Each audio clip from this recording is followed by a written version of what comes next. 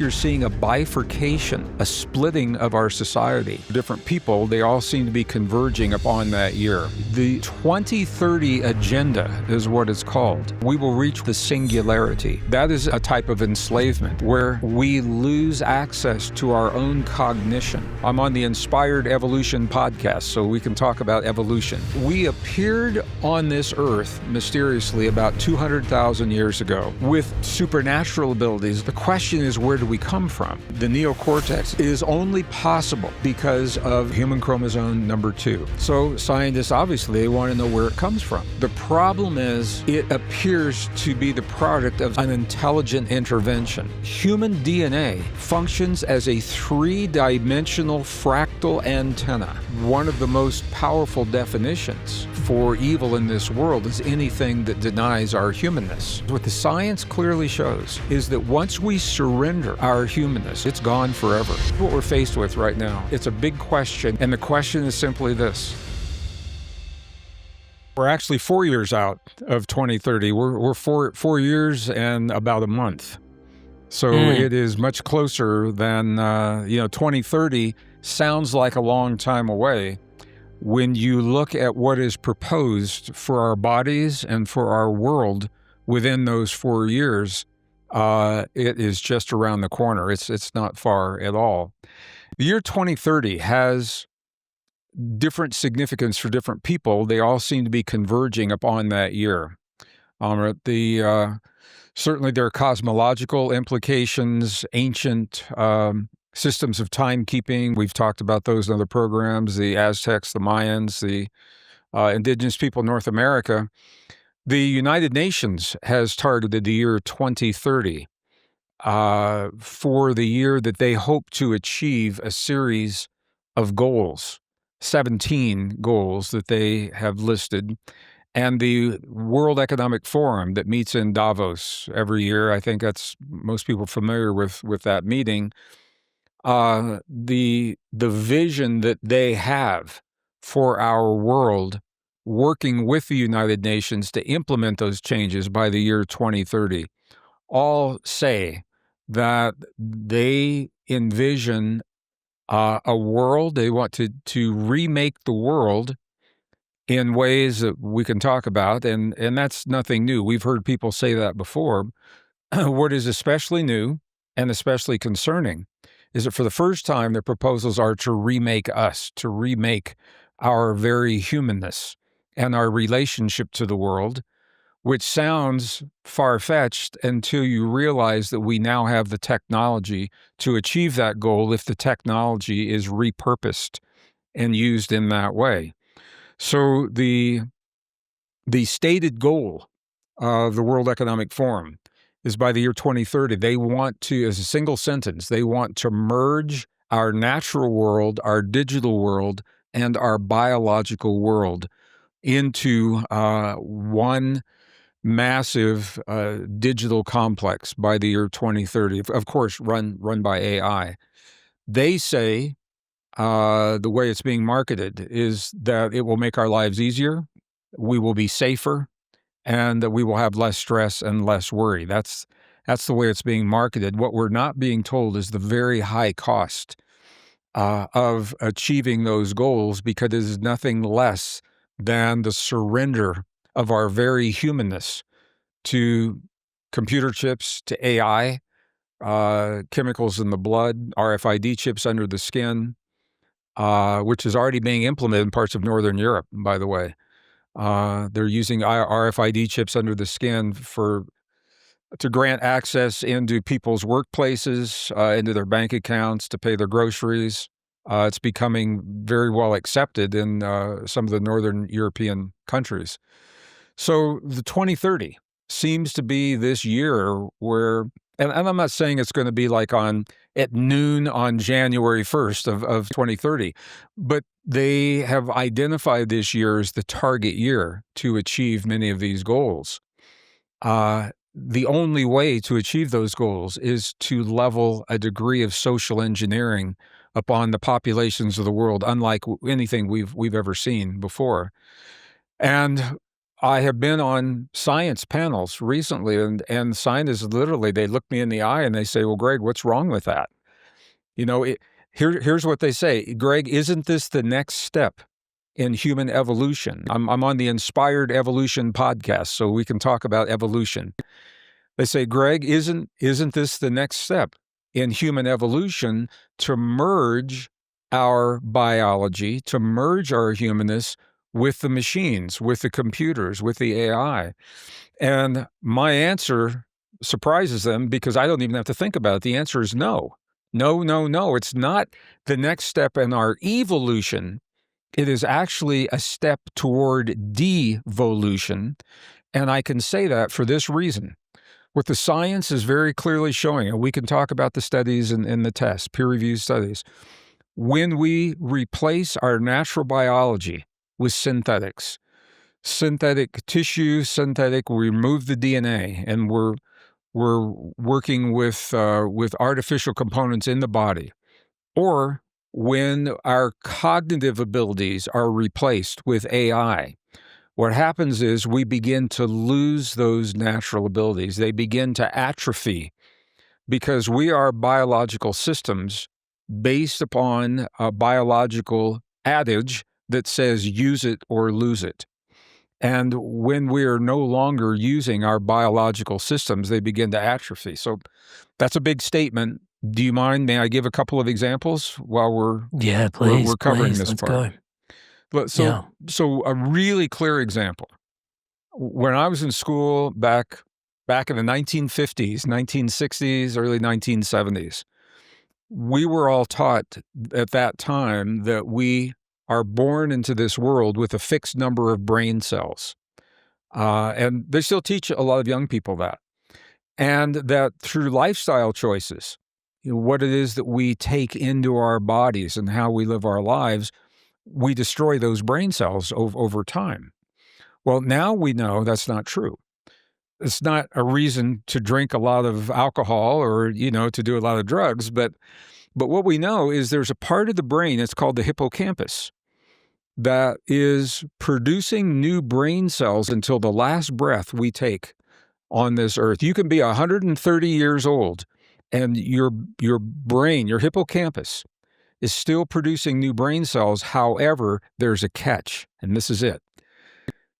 If those new brain cells are not engaged in a meaningful way within about 7 to 10 days, they will atrophy and they will die because the body believes they're not needed.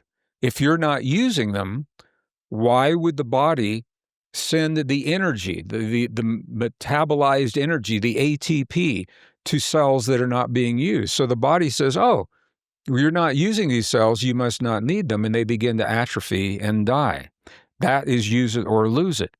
And if that principle makes sense, it applies to every system in the human body. It applies to our immune system. If we've got chemicals that are mimicking our immune response, there is a place where the body begins to believe it doesn't need to create the response because the chemicals are creating that response. The same with the reproductive system. The same with cognitive abilities. There was a study that just came out of the University of Toronto in February of 2025, this year, so it's less than a year old, showing that the chronic use of artificial intelligence for creative endeavors. So these are artists that are no longer imagining to create their art. They're depending upon ChatGPT, for example, or writers, creative writers who are no longer doing their own creative writing. They're depending on ChatGPT to put the sentences and the paragraphs together. Musicians. What the study shows, two things. Number one is that humans begin to lose, it's not their creativity, it's their ability to even create. They begin to lose their ability to imagine and create because the AI is doing it for them if they're using it chronically. The AI is doing it for them, and that part of the brain is no longer active in the creative endeavors, number one. And number two, it said that when groups of people are using the AI chronically, and once again, I'm not talking about a one-off to create a brochure, for your 4-H club or Boy Scouts or whatever. This is people that get up every morning and they are depending upon AI to do their creative work for them. The second thing, when groups of people do that, the ideas that they come up with, and this is a term that's used in this peer-reviewed paper, the ideas become vanilla ideas. In other words, they become homogenous. Everybody is kind of thinking along the same lines, and the really beautiful innovations that drive creativity and drive new pathways and new directions is lost because everyone is kind of in the same little vibe, the same zone using the AI. And so these are peer-reviewed. This particular paper is a peer-reviewed paper, University of Toronto, February of 25. And that's just one example. The AI has not even been around that long, and they're already seeing the impact to our cognitive abilities, to our creative abilities, to our language skills, to our problem-solving abilities. So the 2030 agenda is what it's called. Is the goal is to bring the world under the umbrella of a digital interface run by AI. In my opinion, it's a really bad idea, Amrit. And in my opinion, the techies that are pushing this agenda, one of two things. Either they have not taken the time to look at the ripple effects and the implications of what it means to society, or they have taken the time and they do know and they simply don't care, or they are driving an agenda that is not good for us. It's not good for us humans at all. So I want to be really clear. I'm a tech guy. I'm a scientist. I was a problem solver for Fortune 500 companies during the Cold War years, from 79 up until the end of the Cold War in 91. And I like technology, and I like AI. It has some amazing applications. Where we get into trouble is when we use the AI to replace human creativity. So this extraordinary technology has been dumped into our laps, really with no guidelines, no guardrails to help us understand how to use it. And because of that, there are a lot of misunderstandings and misconceptions about, number one, what it is, number two, what it can do, and number three, how it can serve us without enslaving us. And these are really, I think, very vital conversations that we need to be having right now. I mean, it really brings into light that you potentially think that we're going to be fully digitized when it comes to 2030. And what's echoing in the back of my head is a sentiment that one of my favorite, he's a poet, but Rabindranath Tagore used to say, those that plant trees knowing that they will never sit in their shade have started to understand the meaning of life. And it's not, I don't want to date you in the podcast, but it's not lost on me that this is a conversation, you're going to be here 2030, but, I can tell that you've got a lens 2050, 2060, and, there's very easily, Greg, you could be not having this conversation and just sort of be on your merry way. But I can see that there's a wisdom here that, transcends, hey, like I may, be here, may be gone, but there is some things worth making a stand for. That you're making, well, the thing that you're making a stand for seems to be our humanness, but also there's the fact that we're divine in our nature is in the undercurrent there as well. Well, that is a big part of it. Let me just back up a half a step before I address the divinity.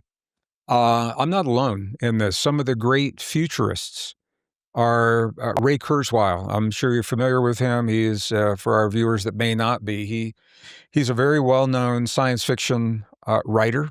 He is a futurist, and his predictions have all been, back in 1990, he made a prediction that the internet would bring the end to the former Soviet Union, because once people could communicate and share their ideas, they couldn't be controlled and they wouldn't want to live under that system. That certainly came true. He predicted the internet would be in everyone's household, and everybody thought he was crazy because we didn't have, in 90, we didn't even have computers in every household like we didn't have smartphones in 90. He predicted in 2015, he said that within 5 years, we would see autonomous self-driving automobiles run by artificial intelligence on our streets of major cities, and people thought he was crazy. They said, you can't have a car without a person in it, and now, you see them in all the big cities. Well, I'm saying this because Ray Kurzweil says that between 2032 and probably around 2035, which is less than 10 years, maybe 10 years from now, we will reach what he calls the singularity.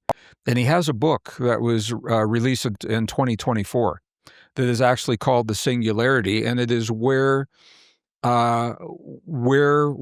are all part of the internet of all things, where our bodies are literally, it's not that we log on to the internet, we are the internet. We are the interface through the electrical components in the human body. He's saying this is happening within 10 years. The technology is already there. The military drives a lot of this technology. And so the U.S. military, for example, they have the technology where they can take soldiers in the battlefield and link their mind to the cloud so that they are all thinking the same thing, which could be a good thing if they're coordinating for a military maneuver. It's like the hive mind, or it's like the Borg, if you're familiar with the Star Trek episode, The Borg.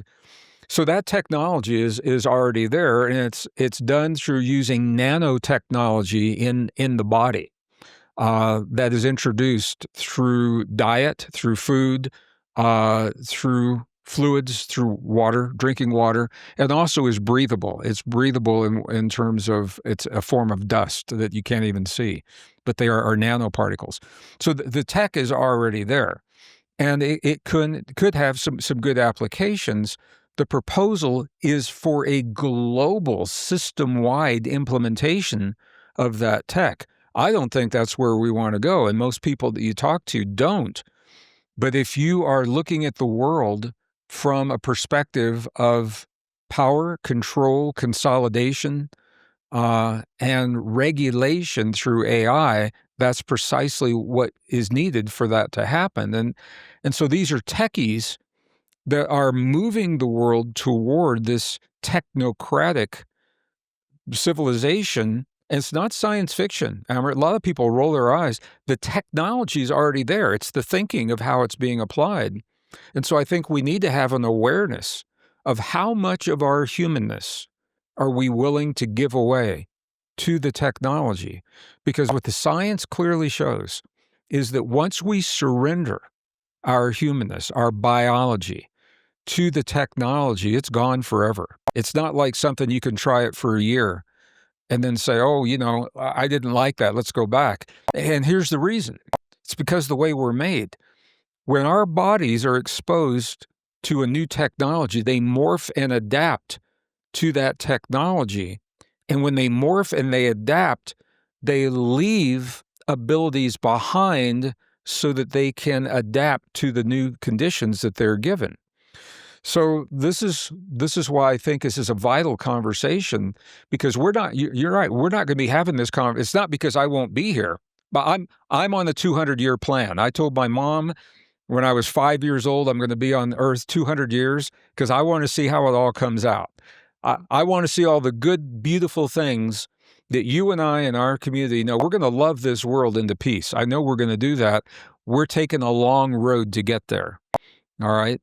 And what you're saying is all of us, I think what you're seeing in real time, Amrit, and this is fascinating to me from a social perspective, I think you're seeing a bifurcation, a splitting of our society into two parallel paths. And there's one part of our society, it's obvious, We all know people. They're all in on all of the technology in the world, in their home, in their cars, and in their bodies, because they've never been given a reason not to. And then there's another part of our society. They may not understand everything that you and I are talking about now.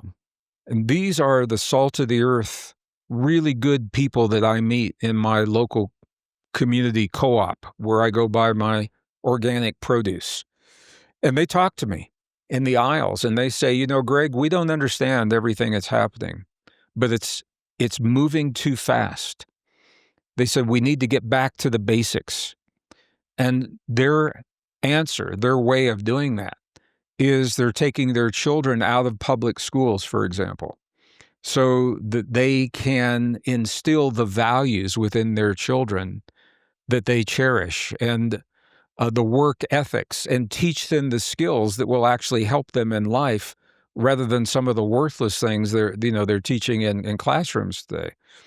They're growing their own food. They're healing their own bodies. They're learning skills that take them out of the office place and keep them closer to home. That's their answer.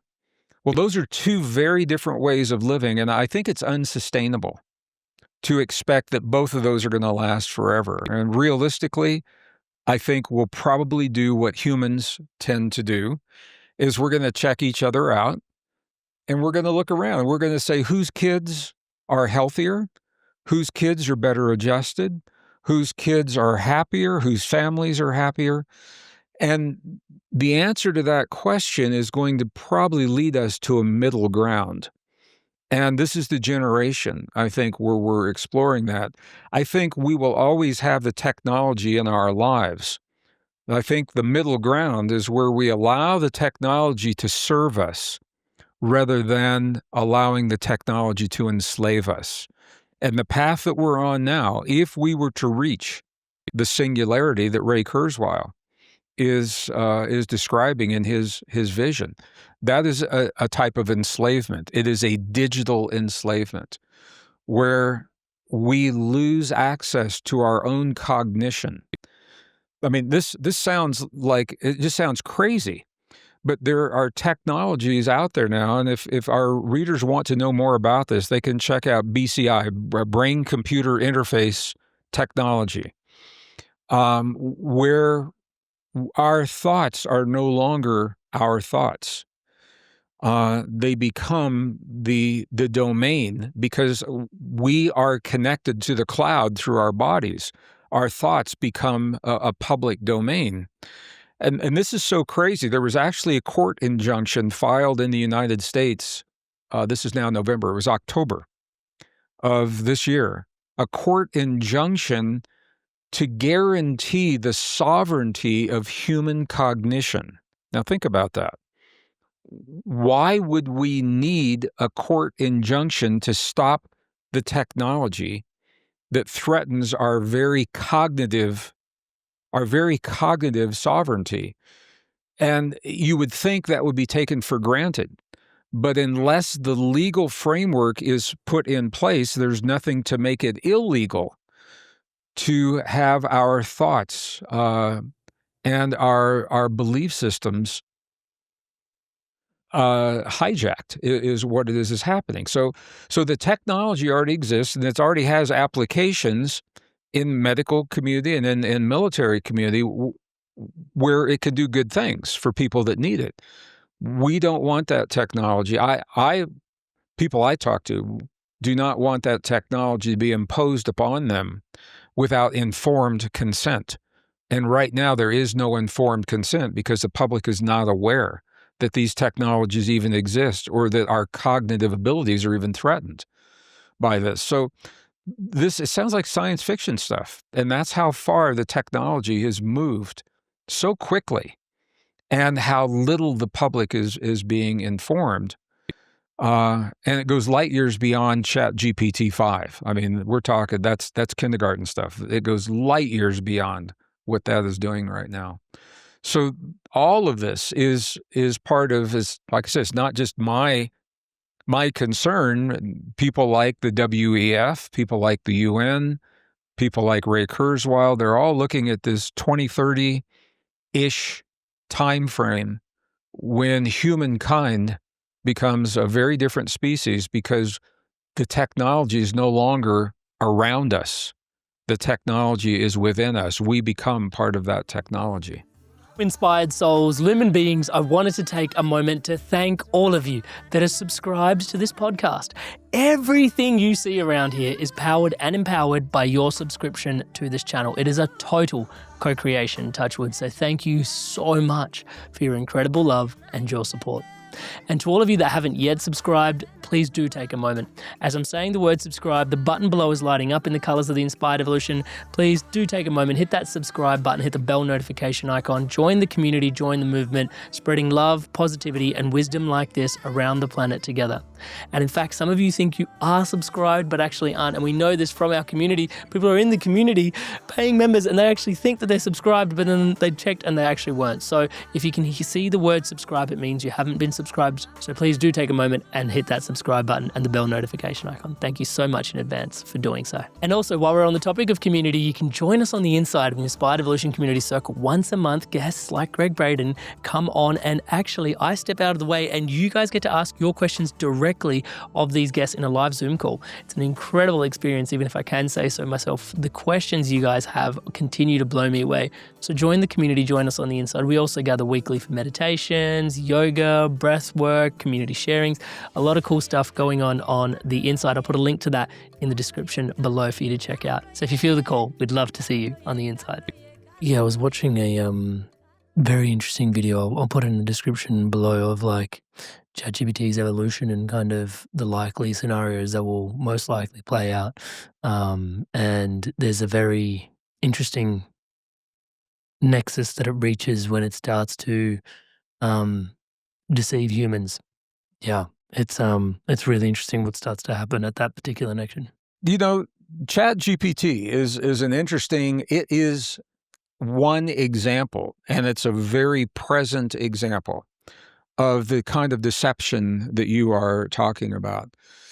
There are people who have developed their own AIs using the ChatGPT platform.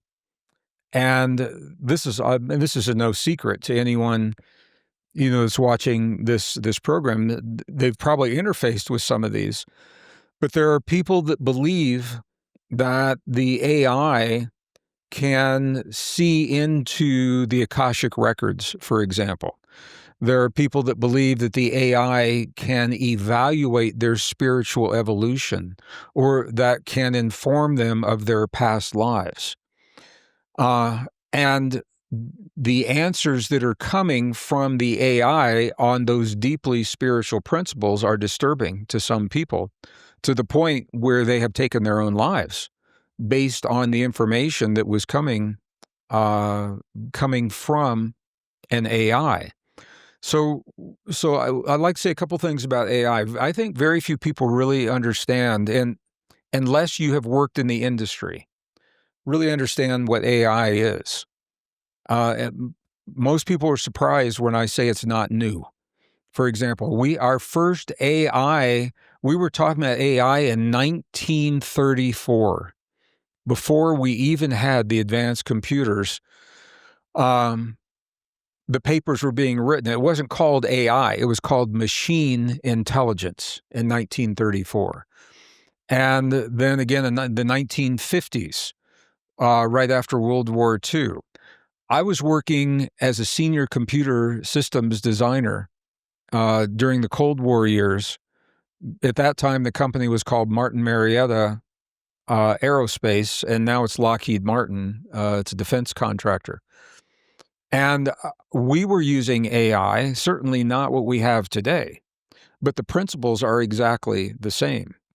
And the AI that we have today, it is really, really, really sophisticated code. And that's all it is. It's two primary programming languages. One is called C++ that I used to program in, and the other one is called Python. It's a higher level programming language. But Amrit, the code is designed with what is called a confirmation bias.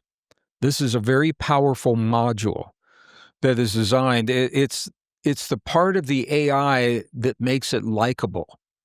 AI can never be accepted into our world if it's not friendly and if people don't like it. So the early modules of ChatGPT 3, 4, 3 and 4 specifically, have very strong confirmation bias modules, and they take a lot of liberty with the answers that they provide. So let me just give an example. If someone logs on to a specialized AI and says, "Hey, AI, did I abuse my power in my past life when I lived in Atlantis?" Okay, that's a real question that I know that people have asked. All right, so here's what's happened. You have just given a powerful programming language a lot of information about your belief system. You believe that you have past lives, and I do as well. You believe there was an Atlantis. I believe that as well. And you believe that you abused your power. To a confirmation bias module that wants to be friendly to you and is taking liberties to engage you, that module now will come back and it will say, "Oh, yes, you did have a past life in Atlantis and you did abuse your power. And not only then, but you abused it in subsequent lifetimes. And in this lifetime, now you are attracting relationships that are helping you to balance the karma of your abuse of power." Okay? That's how confirmation bias works. Now, a person that doesn't understand that will think that there's an intelligence behind that, and they'll say, "Oh man, this AI knows me. This AI really gets me. This AI knows about my abuse of power, throughout my lifetimes," and this has led to problems in our community. There are some AIs that claim to evaluate spiritual evolution, and so there are people that log on asking a spiritual question, and the AI will say, "Oh, you're not evolved enough for me to answer this question." And then their friend logs on and the AI says, "Oh, you are evolved enough." And now you've created a division in the community where people feel that they are not worthy of having the information. Then the AI comes back and says, "Oh, go take these classes. Go take these courses to bring you up to speed." And these are the kinds of things that are happening in our AI community.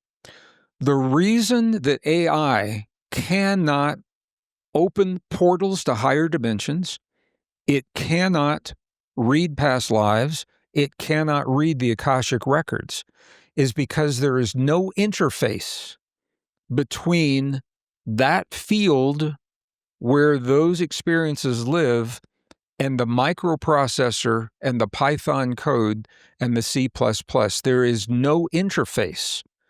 Now, humans, we have that interface. That's what makes us so special. The peer-reviewed journals, there's a peer-reviewed journal called the Journal of Soft Computing, literally says, Amrit, that human DNA functions as a three-dimensional fractal antenna. All right? An antenna tunes to a signal. A fractal antenna tunes to a broad array of signals across a broad spectrum of information. So we are biological antennas, and we can change the shape of the antenna and what it tunes to through our beliefs and the way we think and the way we feel. And that's what allows us to access our past lives and the Akashic records. The AI does not have that. And if you want to go down to the chip silicon level, I can show you on the atomic level why that interface does not exist, at least not right now. So these are our concerns because the AI it's a powerful tool. And I like AI. AI can do some beautiful things.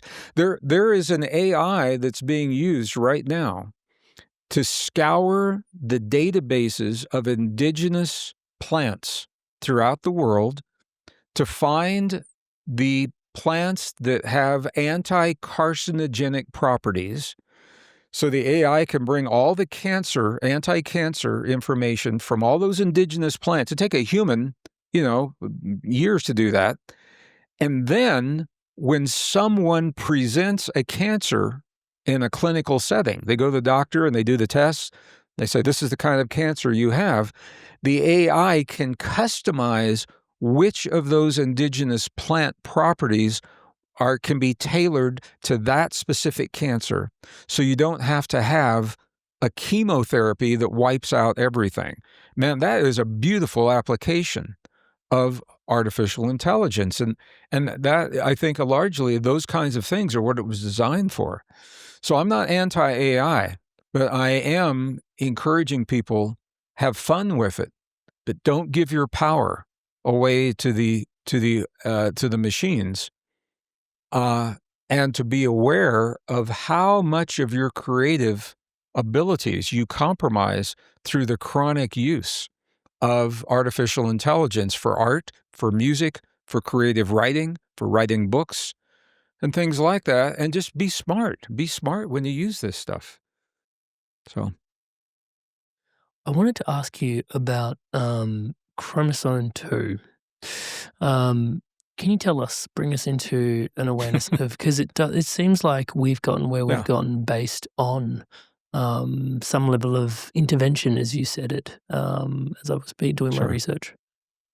Yeah, I'm happy to talk about that. Let me give a little context for people that might be tuning in now that haven't seen our previous conversation, or maybe some of the conversations I've had on some other podcasts. We in the Western societies have been indoctrinated to believe that we are the product of Charles Darwin's theory of evolution. That is long, slow, gradual change over long periods of time, and change that happens randomly. It's called lucky biology, is what the way people talk about it. That theory is falling apart. It's already fallen apart because the evidence no longer supports that theory. Now, there's all kinds of evidence.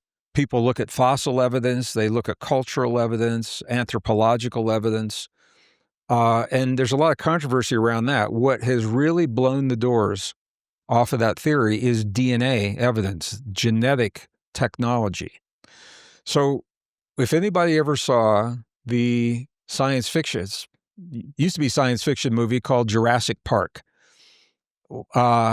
in that movie, they were able to take the DNA from the fossilized remains of ancient form of life, and they were able to build the genome, the gene map for that form of life. And in the movie, they brought that form of life back to life. That was what the Jurassic Park was all about. Well, to the best of my knowledge, we haven't brought ancient forms of life back yet. But they're trying it. There's somewhere people are trying to bring the dinosaurs back. But what we can do, and this is done now, is we have the ability to pull the DNA from the bone marrow of the fossilized remains of ancient forms of life and build the gene map for that form of life, including the forms of life that we used to believe were our ancestors, or that Darwin's theory said that we descended from. So we now know, and the DNA is telling us that we did not descend from those forms of life. For example, we know that we did not descend from Neanderthal. Okay, the science shows that we shared the earth with them, and they say we probably had Neanderthal boyfriends and girlfriends. Some people still think they do, but that's a whole different story, But but I was doing a program. I was doing a live event, Amrit, and I made that statement, and the woman on the front row said, "I have a Neanderthal boyfriend," and the guy next to her wasn't laughing at all. So So I got to see the whole couples workshop right in front of me.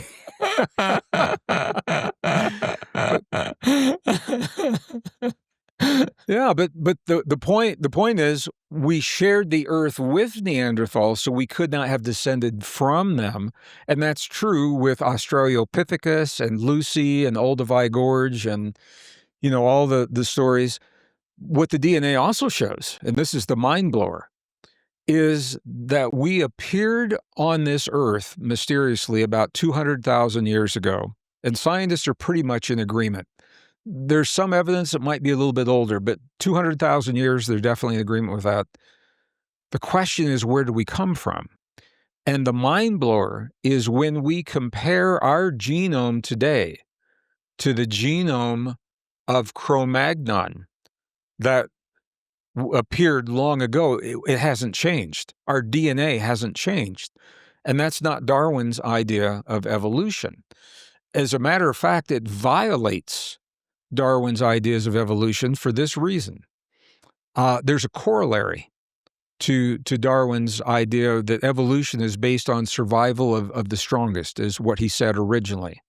Then it became survival of the fittest. But I have his original text in my office, and it says survival of the strongest. So that's important because it gives us an insight into the way he was thinking. There's a corollary to that. And there was another scientist, his name was Alfred E. Wallace, that was contributing to this body of literature. And the corollary says that nature never over-endows. What that means is nature never gives an organism an ability until the environment provides a need for that ability. So, for example, in London, in the late 19th century, there were buildings that were white. They were painted white. And there were moths that would sleep on the side of those buildings, and their wings were white. And the birds, the predators, couldn't see the moth because it blended in with the wall. When they started burning coal, the soot from the coal turned the buildings black. They were black with soot. But the moths had white wings, and they stood out like a sore thumb, and the predators ate the moths. And the moths very, very quickly learned to adapt, and they created a pigment that was black so that they now would blend in with the building. They didn't do it until the environment required that. All right, so what does that mean for us? We showed up 200,000 years ago with abilities that are light years beyond what was needed for simple survival 200,000 years ago. And we're only beginning to understand what some of those are. These are abilities, supernatural abilities, like the ability to self-regulate our immune system. When we want to, we can make a stronger immune system. The ability to awaken stem cells in our bodies. We can do that. We teach that in our programs. The ability to awaken longevity enzymes. We can do that. The ability to have deep states of intuition, remote viewing, empathy, sympathy, compassion.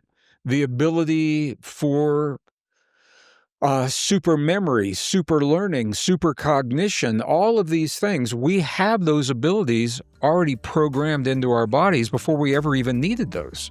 Hey there, Inspired Souls. Spirituality is not something we just talk about here at the Inspired Evolution. It's something we live and breathe with our entire beings. Whether it's in your career, your life, the way you lead in the world, or your relationships, it's at the heart of the way we believe life should be lived. And so if you're feeling out of alignment, or you can feel that there's something more, or you're feeling like you're not thriving in life, touch wood, the way that you ought to be, then we've got guidance to take you even deeper. You've got support from me one-on-one, and you've also got a like-minded, like-hearted community masterminding, master-hearting together through guidance together. And you don't have to take my word for it.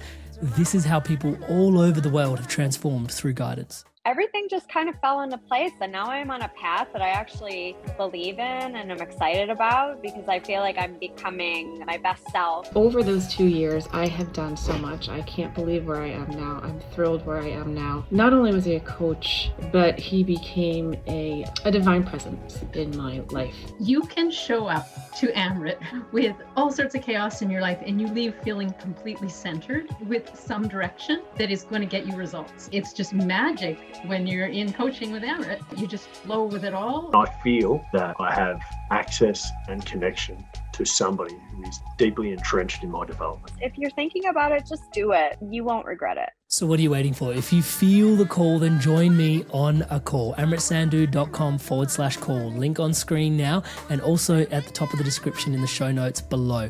Join me in a call. Let's dive in deep to your path, onwards, upwards, and inwards from here. I'm looking forward to seeing you in a call. Go on, I'll see you there. So the question is, where did all this come from? That's the preface. Now I'm going to answer the question you asked about a specific chromosome. What scientists are saying is if you look at a map of a human brain, the part that we call the neocortex, it's most of the brain, is only possible because of a chromosome called HCR2, human chromosome number 2. It's the second largest chromosome in the human body. It takes up about 8% of every nucleus. And it is a chromosome that appears in no other primates. We are the only primates that have this HCR, this chromosome 2. It's an important chromosome. It's what gives us our ability to imagine, to create, to have empathy, sympathy, compassion, love, forgiveness. All of that is because of chromosome 2. So it's vital when it comes to the qualities that we cherish as a human. So scientists, obviously, they want to know where it comes from. They now have the answer, and the answer is a problem. Because the answer is that chromosome 2 is the product of an ancient fusion of 2 other fully enabled chromosomes that were fused together in a way that cannot happen in nature. It doesn't happen under natural conditions. And once that fusion happened, it didn't stop because there were genes that were added to stabilize the fusion. There were genes that were taken away. There were genes that were silenced. The term is silencing of the genes. And if you go to the books or you go to my videos, you can actually see under a microscope, it's a little pinch point of where it's narrower than the rest of the chromosomes, where they were fused together. Now, I know some of our listeners are familiar with the term telomeres. Telomeres are typically found at the ends of the chromosomes. They buffer the trauma when a cell divides and the chromosomes are pulled apart. That's a trauma to the chromosomes. And there's a part of the DNA in the chromosome that doesn't make that cut. It doesn't divide all the way down into the DNA. Nature's solution for that is to put the telomeres on the ends of the chromosomes that take the hit. They absorb, they're like the shock absorbers taking the trauma so that the good DNA remains intact. And for that reason, they're only on the ends of the chromosomes. Well, chromosome 2, there were 2 chromosomes fused together, and now you have telomeres on one end, telomeres on the other end, and you've got telomeres right in the middle of the chromosome where they shouldn't be, because the middle used to be the ends before they were fused. So scientists know this. There's the Proceedings of National Academy of Sciences. The volume is called Genetics. I show this in our live events. They say that chromosome 2 is the fusion, the result of an ancient telomere to telomere fusion between 2 existing chromosomes. So they know where it comes from. The problem is it appears to be the product of some kind of an intervention, an intelligent intervention. And the scientific community will admit to that. They'll say it appears to be the product of some kind of intervention, but then they're stuck, Amrit, because science isn't equipped right now to go there. If you say there's an intelligent intervention, then you're saying that we are more than the product of lucky biology. We're more than Darwin's idea of random mutations.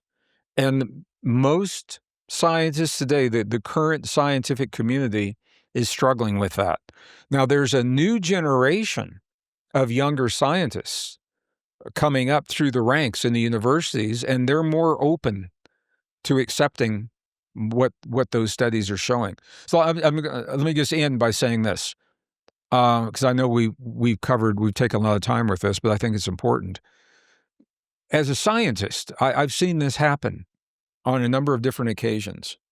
There's a huge difference between a scientist taking a new discovery and trying to force it into a pre-existing theory like Darwin's idea of evolution. There's a huge difference between doing that and taking a new discovery and allowing it to lead to the story that it tells. And the new generation of scientists are more open to following the story that's being revealed from the best science of our time. We ask science to tell us who we are. Science is doing that, and some scientists don't like the answer that's coming back. But the new generation of scientists are, at least, I think they're more open to the possibilities. Because that leads me to this juncture in the conversation where there's been an intervention in our development, which has led us to some part of, well, the human experience that we kind of identify with now. And to your point at chromosome 2. And I want to ask the question then back to where we started the podcast, like, how is that different to what's coming up 2030, 2032? Because there is, like, it seems like we're kind of intervening in the natural cycle. And like that seems to have gotten, like, what happened way back when, you said it was ancient, has led us to here. How is that so significantly different to what's happening on this frontier?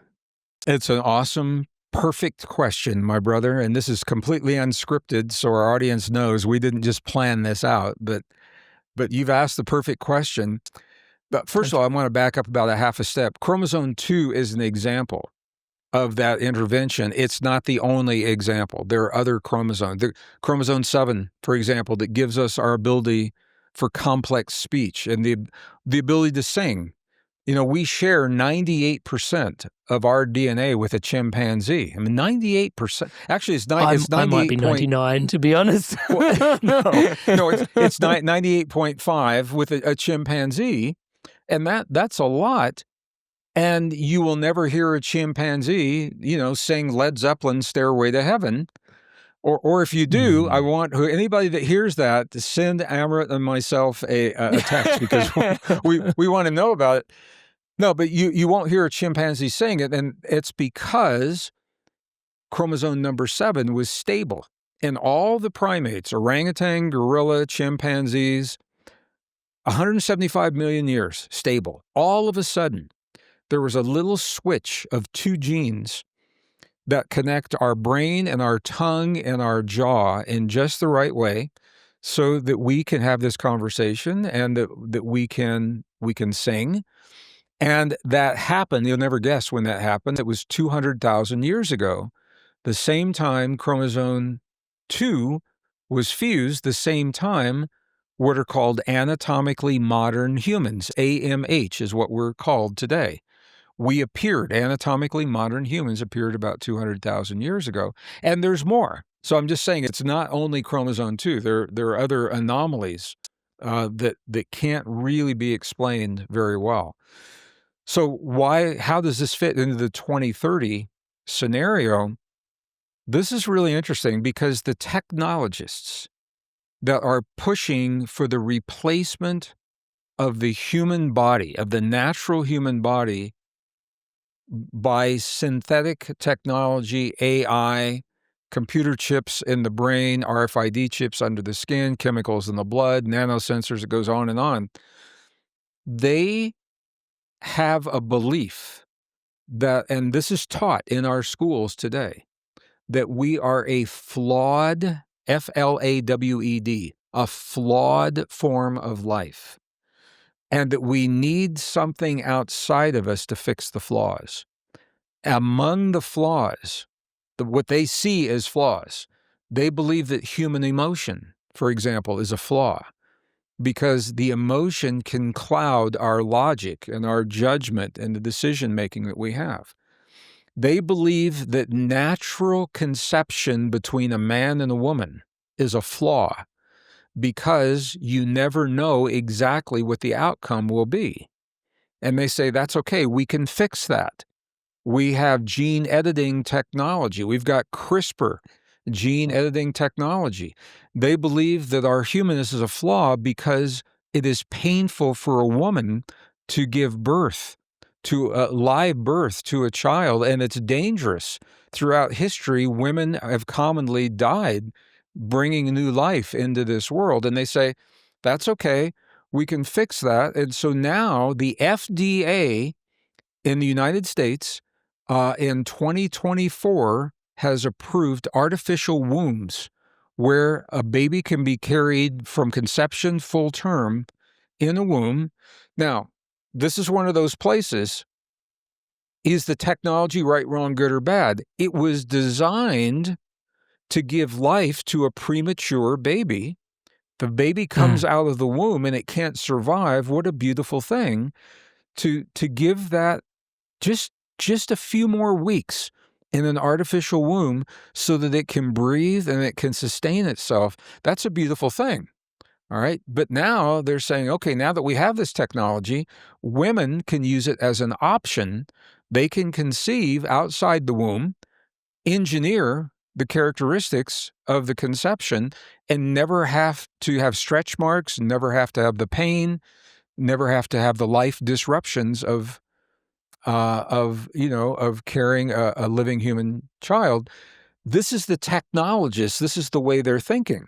They're not accounting, Amrit, for the energetic connection between the fetus and the mother in the womb, and the role of the mother's heartbeat. And sorry to butt in there for a sec, but even just like hearing the dad's voice, hearing the mother's voice, or lullabies that are sung through the baby, and it also gets really sinister when you look at how they're putting these places together. It's like a factory with like all these pods.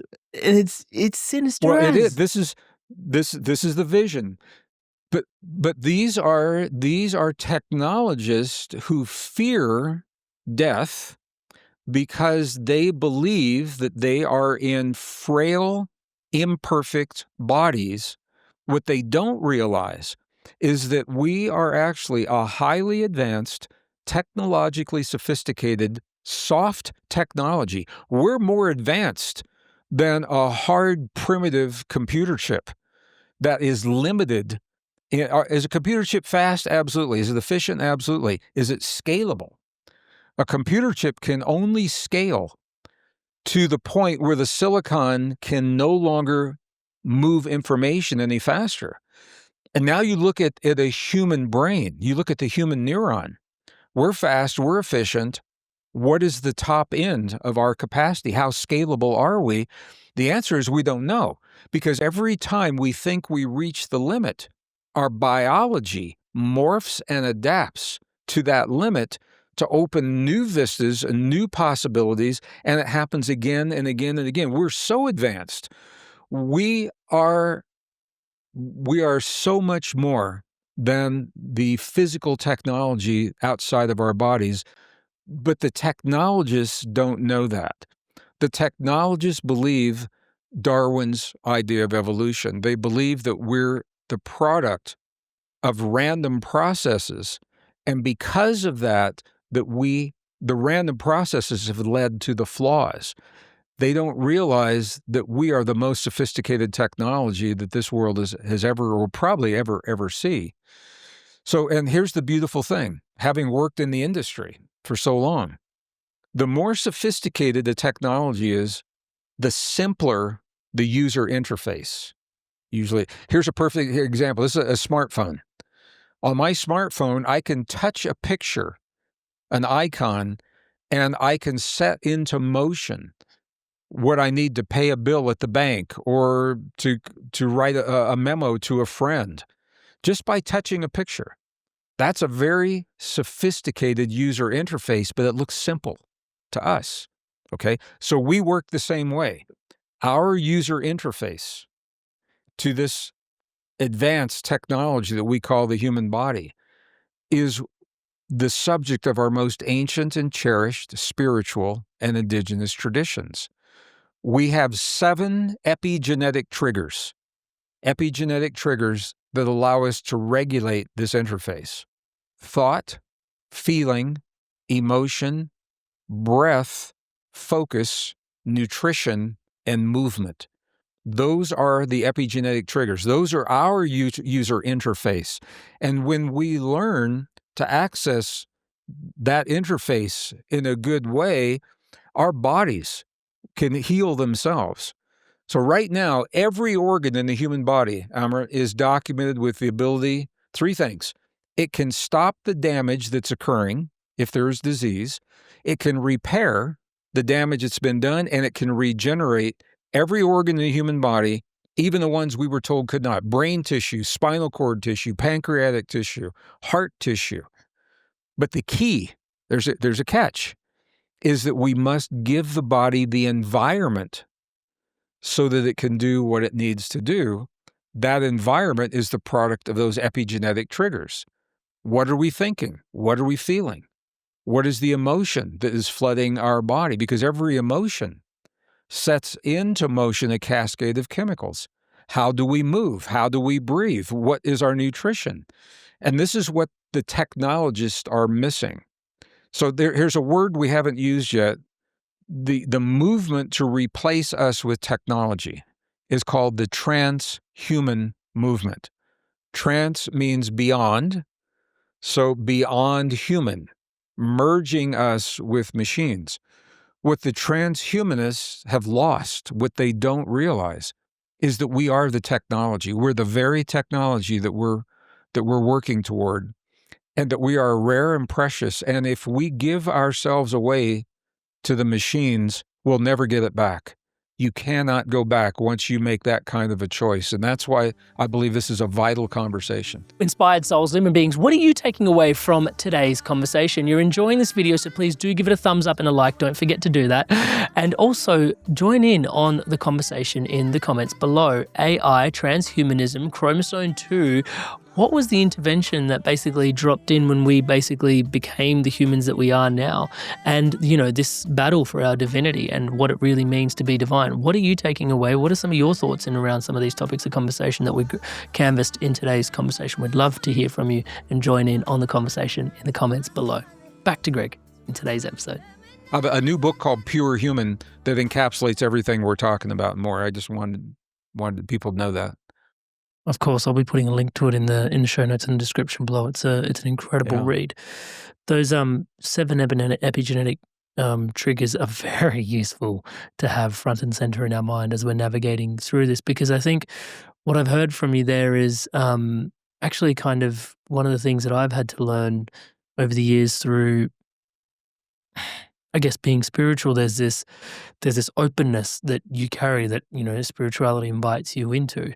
But then there's also, a certain amount of, and I think it was you that you want to be open, but you don't want to be gaping open.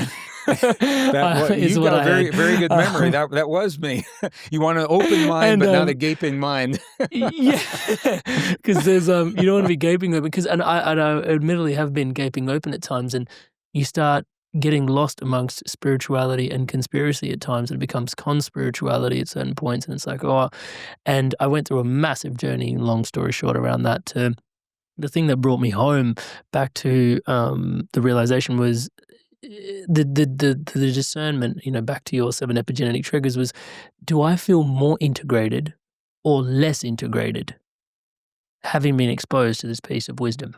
Right, and that was like a really important lesson for me. I know it sounds somewhat trivial, but when you're in these rabbit holes searching for truth, and it's like, wow, what? Like, this doesn't make any sense, but wow, that seems to be projected to me as the truth. And it's like, do I feel more integrated and whole knowing this, or do I feel less like something's eating off my power, touch wood, if I'm believing that? And that was really insightful. And so, what I'm hearing here at this juncture of the conversation is, there was anciently, like, there's something happened to us. There was an intervention that sort of, chromosome 2.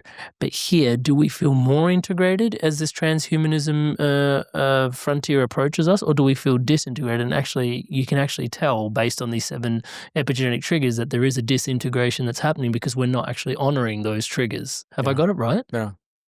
Yeah, and I believe you've had my dear friend, my brother, my colleague, Bruce Lipton. You've had him on this program, haven't you? Oh, we have so much love for each other. He's absolutely incredible. Yeah. Well, he and I just celebrated our 30-year anniversary of working together, even before we had our first books.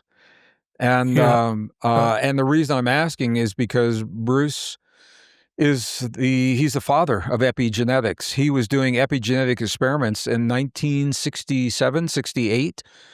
And he had to leave university because of that, because he could not teach what the experiments were showing him, because the experiments countered the narrative at that time, including Darwin's theory of evolution. So for people that want to know more, if this is a new term to you, epigenetics, check out the multiple episodes with Bruce Lipton and Amrit, and you'll be an expert in epigenetics when you're finished. Touch wood. Thank you so much. Yeah, it's interesting. There's also, you mentioned that there's as we seem to be awakening further and further, there does seem to be more and more chaos at play. So is this just part of the chaos, and then there is more that we're awakening up to? And why is that, in your opinion, the fact that, as we're awakening, there's more chaos in and around it? Because like you said, when you speak to epigenetics, it's an environmental thing in many ways. So why would there be more chaos as we're awakening? Well, the chaos that we see in the world, first, it's not our imagination. The chaos exists on a purely logical, physical level. I'll address the spirituality in a moment. But on a purely physical, logical level, the chaos exists because the systems that demonstrate the chaos are unsustainable. So we see a lot of chaos because many of the systems that we rely upon every day, whether we're talking about where our energy comes from, or the way we grow food, the agricultural system, financial system, economic system, social systems, they are unsustainable in the world that now exists. They worked in the world in the past temporarily in that world. The world has changed. And so now those systems no longer fit. And we are the generation, we're seeing the breakdown of those systems.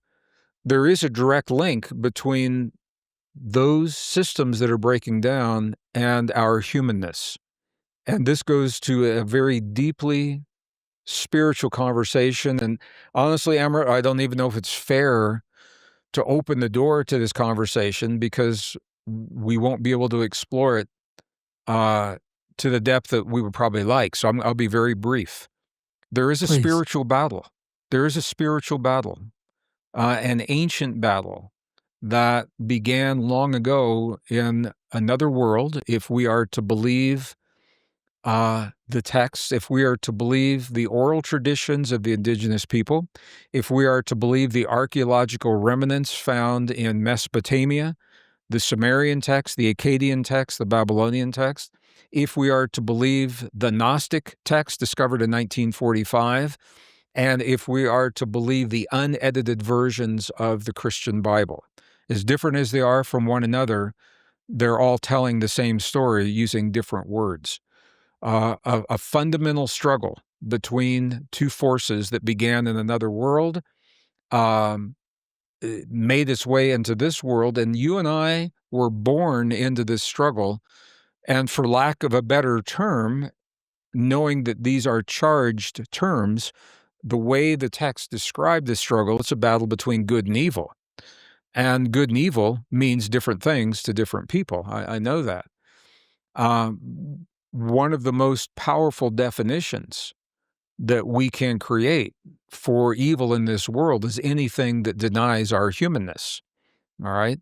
Anything that denies our ability to imagine freely and to create and innovate and feel empathy for another human and sympathy and compassion. Anything that denies our ability to forgive, to love, to heal. These are all uniquely human capacities, and the stated goal of evil in these texts, and specifically in the forbidden texts of the Nag Hammadi library, the Gnostic texts that were discovered in 1945, and in the edited biblical texts that were removed in the 4th century.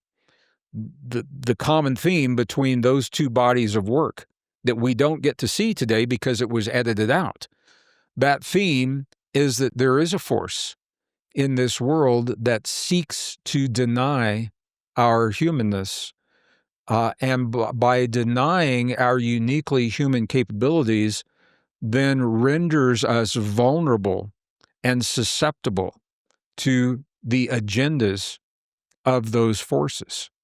All right? I know it's a mouthful, but anything that steals or denies our humanness, anything that denies our ability to imagine, to create, innovate, to heal, to love, to forgive.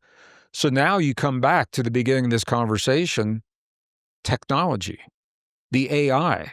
If we allow the AI to replace our human capacities to imagine, and now we have the AI do all the imagining and all of the creating, and we have the AI make the artwork and write the lyrics for the songs and then write the music to those lyrics, that is an expression of evil by definition, because it is denying our human capacity to express those abilities. You used a word earlier, and we didn't explore that word. The word was human divinity. Many people link divinity to religion because there are schools of divinity that make that connection, and they're good schools, and they do good things. But the contemporary definition of divinity surprises a lot of people. It has nothing to do with religion. And that definition is simply the ability to transcend perceived limitations. And that's it. So let's break that down. The ability to transcend means become more than. Perceived limitations, most of us are living within limits that are not even real. They're not even true. They are limits that we have been indoctrinated or programmed to accept into our lives of what we can and cannot do, and what a human is and is not capable of. Divinity is our ability to move beyond, transcend those limits. So who says we can't heal our own bodies? We can. The programming is that we need something outside of us to heal our bodies, but the science is showing just what I said earlier. Every organ in the human body is now documented with the ability to stop the damage, repair what happened, and rejuvenate, regenerate that tissue. That goes beyond the indoctrination, and that's just one little example. So divinity, now we're going to look at the big picture. Here we are barreling down the road toward 2030, where the technologists envision us giving our humanness away in exchange for efficiency, speed, and safety of information. The ancient texts tell us that there is a force on this world that has always sought to deny our divinity, our humanness. And when we relinquish our power to AI and computer chips in the brain and all the things that we've talked about, that is evil accomplishing its goal, because we have now denied the very values that we cherish as a human.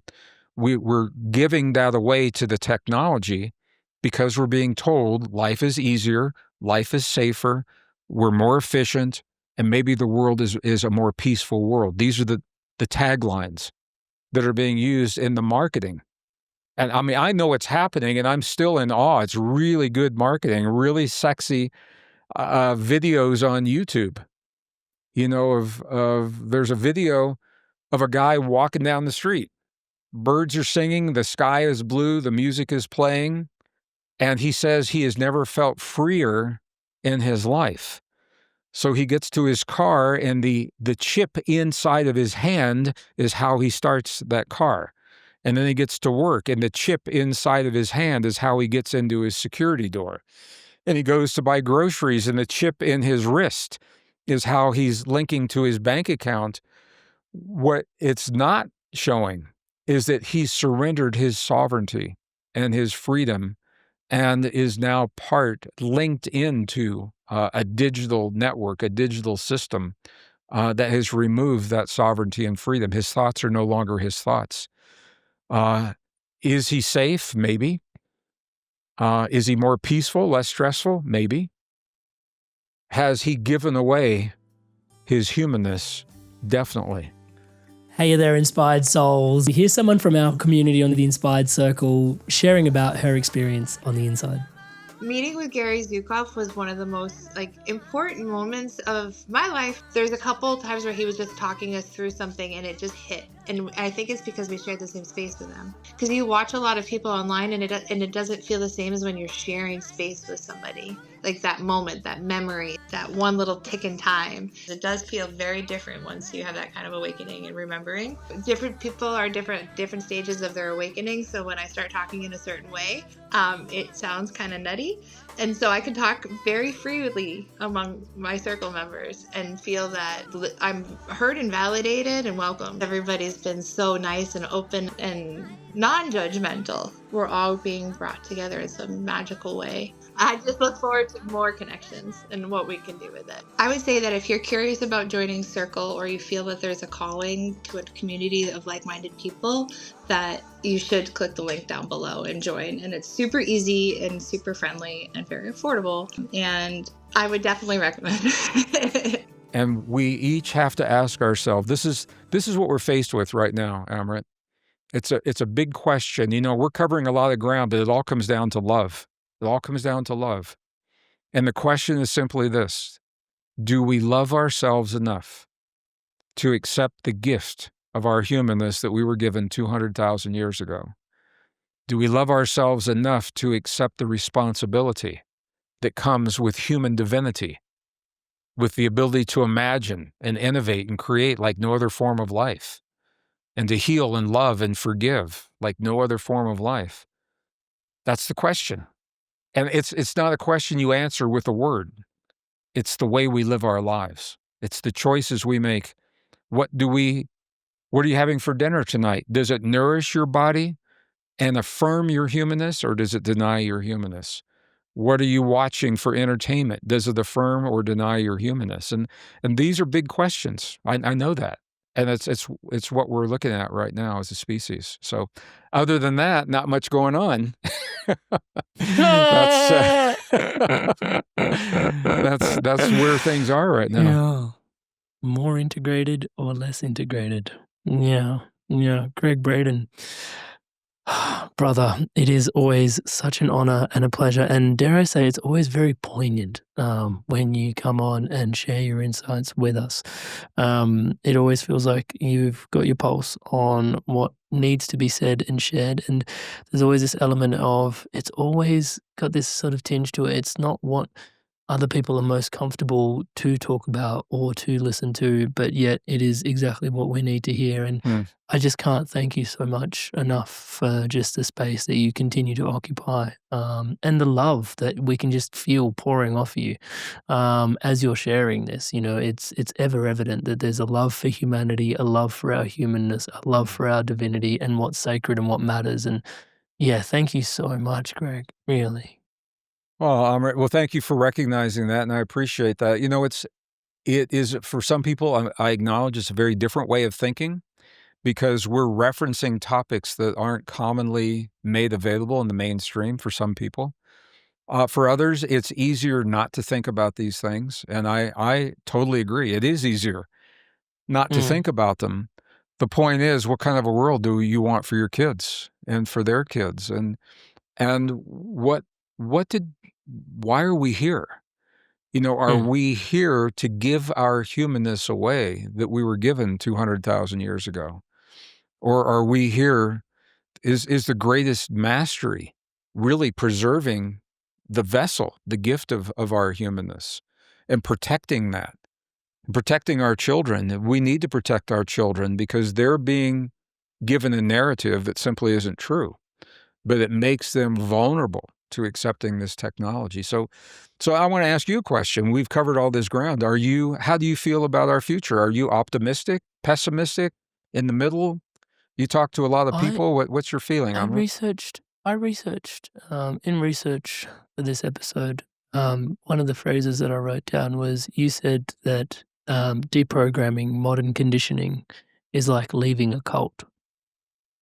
And one of the questions I had for you today was, how do we, even recognize that we're in the cult? But as you're asking me this question, I mean, I think it's very difficult to leave a cult because we are amygdala wired for connection.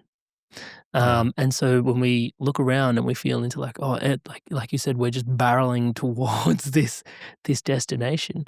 But there are people like yourself that are raising their hands, sort of saying, are we getting there consciously, or are we just, we do have this, I believe, this experiment that is this divine experiment of free will. I do think we have free will.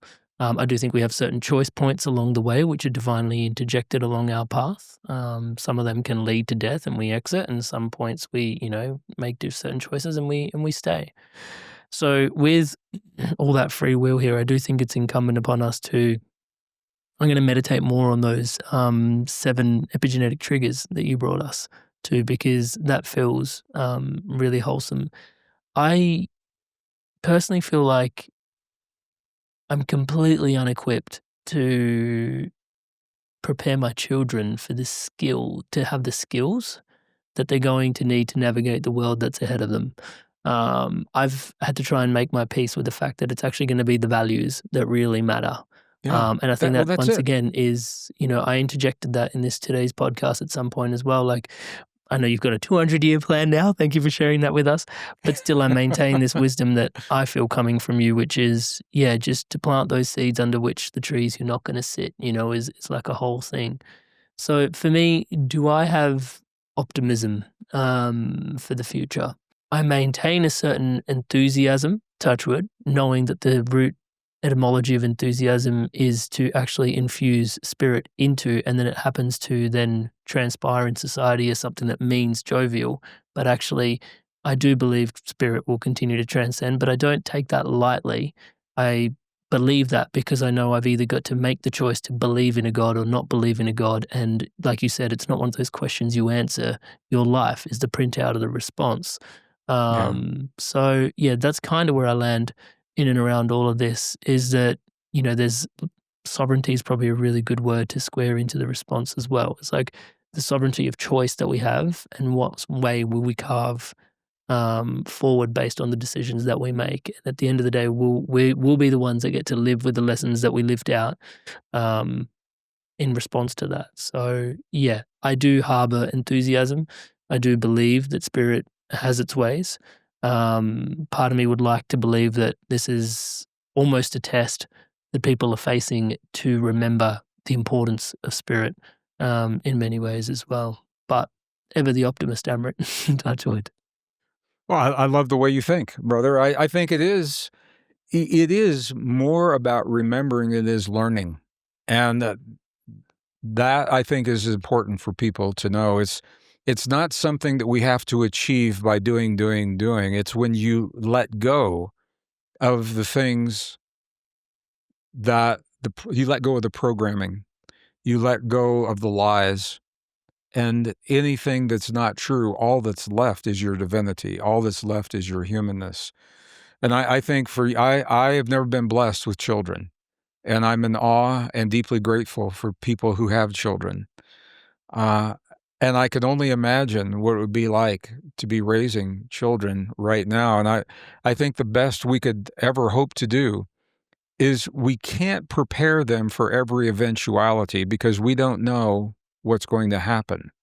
But we can give them benchmarks by which to gauge the choices that they're making. And among those benchmarks are the values. And I think human life has to be one of those benchmarks.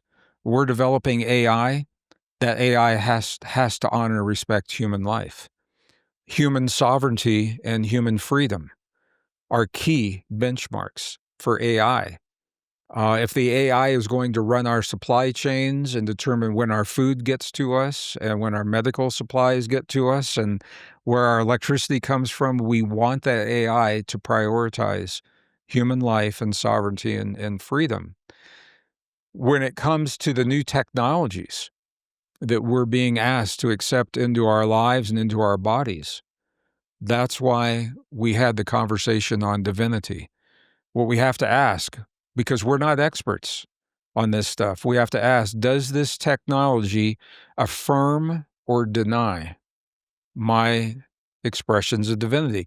Does this technology affirm or deny my imagination, my creativity, my innovation, my ability to love without fear, my ability to communicate my ideas with another human, my ability to forgive for the sake of forgiving, my ability to heal my own body?